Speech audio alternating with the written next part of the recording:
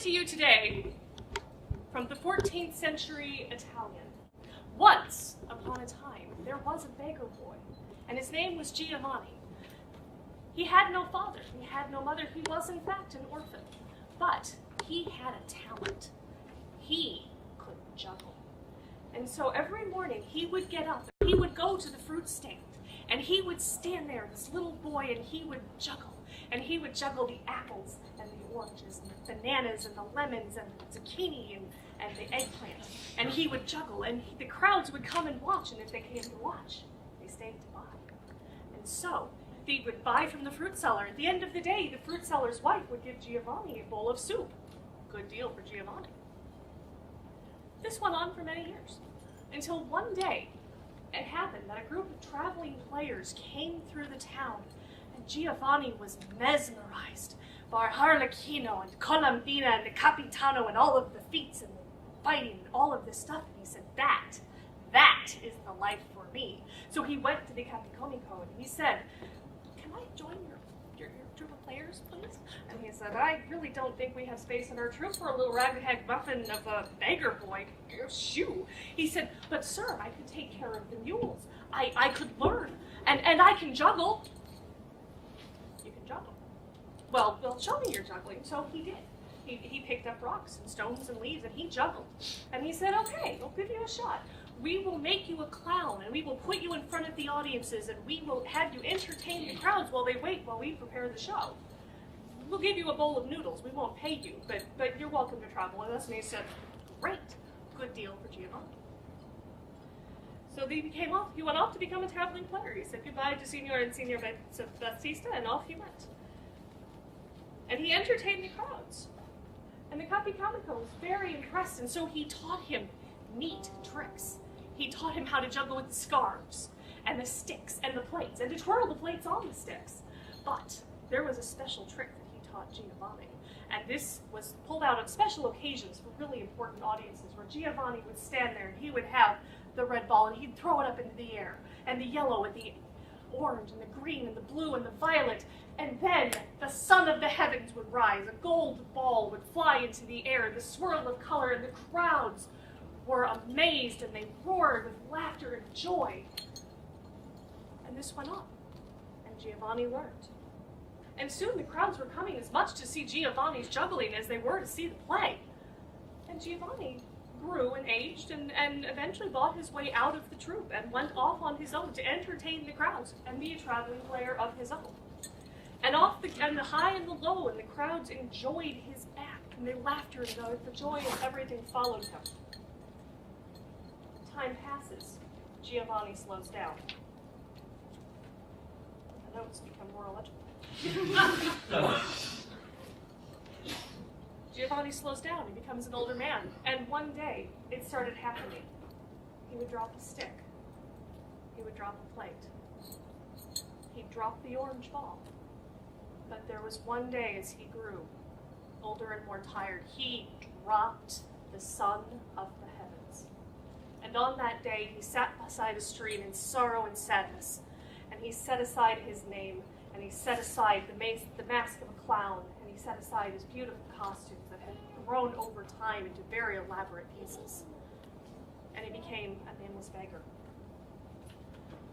One night, there was a cold, icy rain, winter, very bitter. He came across a church, still silent in the night, and he sought in their sanctuary. And it was dark, and it was quiet, and it was warmed by the candles, so he found a quiet alcove, and he went to sleep. And then, in the middle of the night, there awoke, he found a crowd of people in their finest, the high and the low, wearing their best gowns. And it was color and light and jewels and music and choirs, and it was beautiful. And he asked, what is going on? And a passing person said, well, old man, it's the birth of the celebration of the birth of the Holy Child. This is the presentation of the gifts to the lady and the child. And he sat there and he watched as one by one the people in the procession delivered their tokens and their gifts and their candles to the statue of the mother and the child. Until, once again, the church was silent. and dark, except for the light that shone on the mother and the child statue. And he made his slow way up, and he looked, and the lady was beautiful and serene. But the child was serious. The child was stern, and he thought to himself, I wish I had something to give you. But wait, I used to know how to bring laughter. I used to know how to bring smiles. Child, I will juggle for you. And he went and he found his pack, and he pulled out and shook out his old costume. And he again put on the face of the clown. And he stood there. And he started slow with the scarves, and the sticks, and the plates, and the twirling plates, and the clubs, and the rings.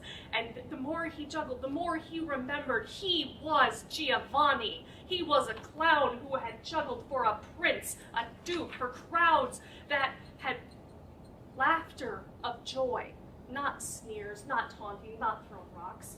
This was good. And he gave his best. And then he reached down in bravery and he found the red ball. And about this time, one of the brothers came by and said, oh my gosh, there is a clown juggling in the church. The brother sexton is like, he's very upset about this. He's mortified, the blasphemy. He runs off to find the abbot. Meanwhile, Giovanni is completely unaware that his brother has come in to put out the candles and has gone and ran. And he pulls out the orange ball, and the yellow, and the green, the blue, and the violet. And the swirl of color grows, and Giovanni is juggling better than he ever has in his life. He is juggling for this child. And he reaches down, and here is the sun of the heavens, and it flies up. But Giovanni was not there to catch it, for he had fallen, collapsed upon the floor. About this time, the abbot and the brother have come back into the vestibule. And they look down and they said, oh my goodness, the poor clown has died. And the abbot is sitting there kind of in shock. And he's giving the last rites, and he looks up and the brother sexton is just pointing at the statue. Abbot, do you see it? And the abbot looks up, and there is the lady serene. And there is the child holding the sun of the heavens, and he is smiling.